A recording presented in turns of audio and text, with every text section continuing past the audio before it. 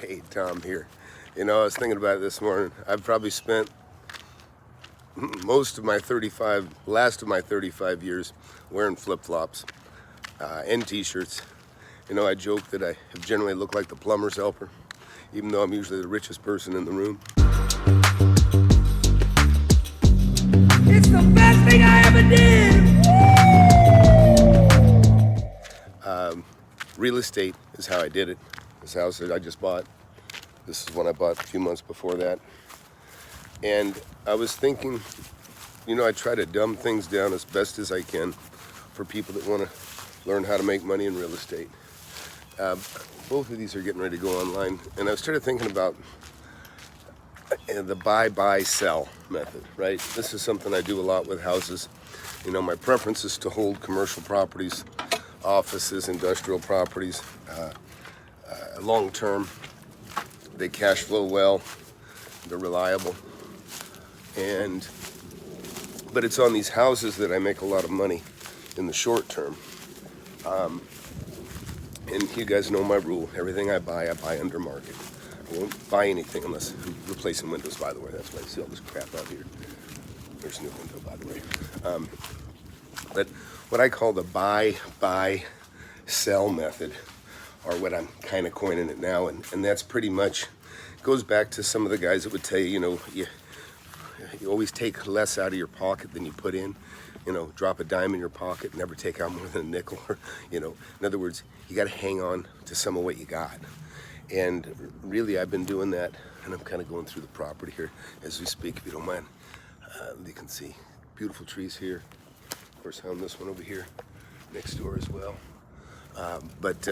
And also I own the one across the street, one further down, two on that street and one on the other street, or I used to. I've sold these properties, which kind of goes to the point of this video. Generally, if you can like buy two and keep one, okay? And when you buy them right, you can. You know, in the beginning, you got to buy and sell whatever you got. You got to turn it and make some money. But once you get a little nest egg, once you get a little seed capital, as I call it, then you can afford to buy two or three, sell one, and keep those one or two. And then ultimately, what I love to do is I'll take 2 or 3 houses that I bought in the same entity, mind you, and when I go to sell those, I'll coordinate that I can take all the proceeds, all the profit from those 2 or 3 properties, and then I drop it into an office building or a commercial building or an industrial building, and now I got income. And here's the best part about it. I can generally get myself about 24% on cash. So in other words, if I make 150 on this house, 150 on this house, and then when I go to buy a commercial property, I'll put that $300,000 down, and I'll say I'll buy something for $1.2 million. The money that I'll make on that overall investment will turn out to be about a 25% return on my 300 grand. So on my 300 grand, I've now taken that $300,000 equity, and now I have $75,000 a year income coming from my $300,000 investment. It's a beautiful thing, and something I've been doing and repeating really most of my life. And you know, sometimes you can do better than that. Sometimes you may not do quite as well as that on a house. By the way, I took you guys in, I was doing concrete the other day, right? Let's take a look at that sunken living room that I filled in, if I can remember the combination here. Let's see.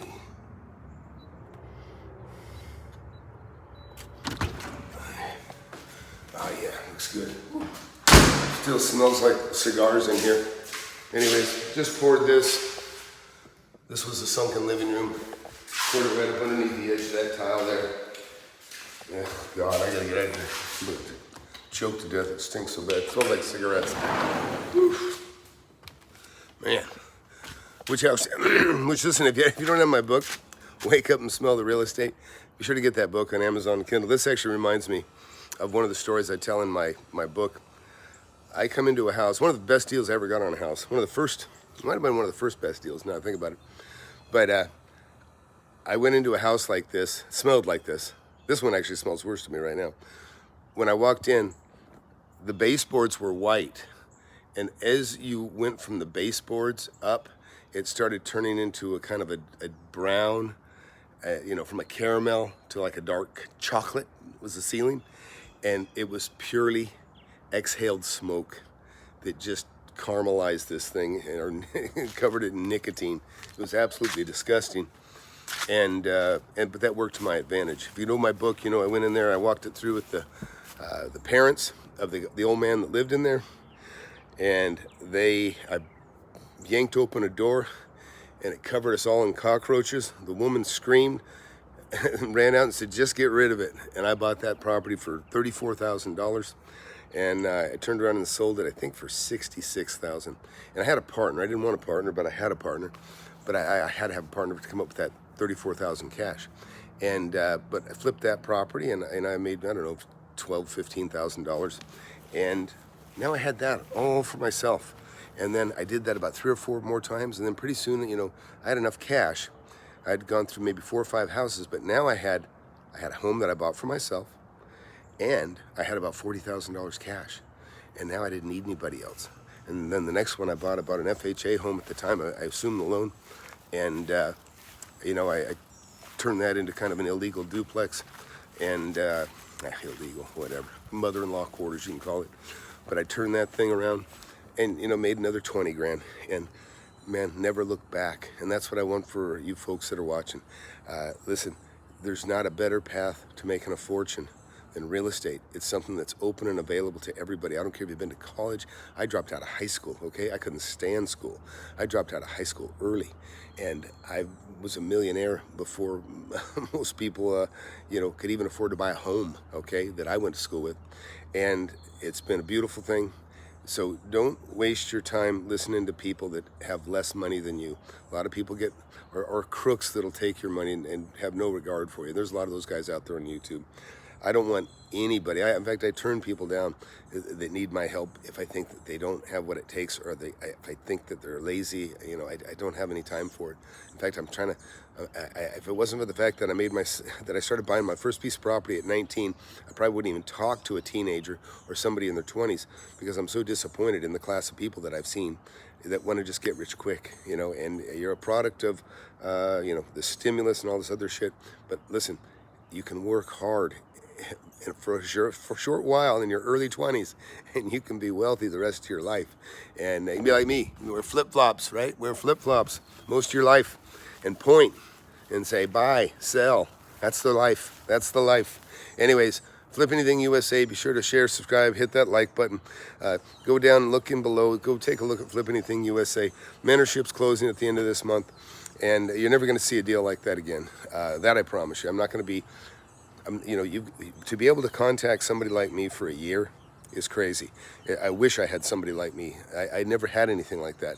And the people that do have that now, I've got students that become millionaires in a very short time. And it's because they have somebody like me that looks at their investments and tries to, gives them the same kind of advice that I'd give myself. I treat everybody's investment like my own. And I'll work my ass off for you, but you got to take the initial steps and, build your brain. It's the best thing I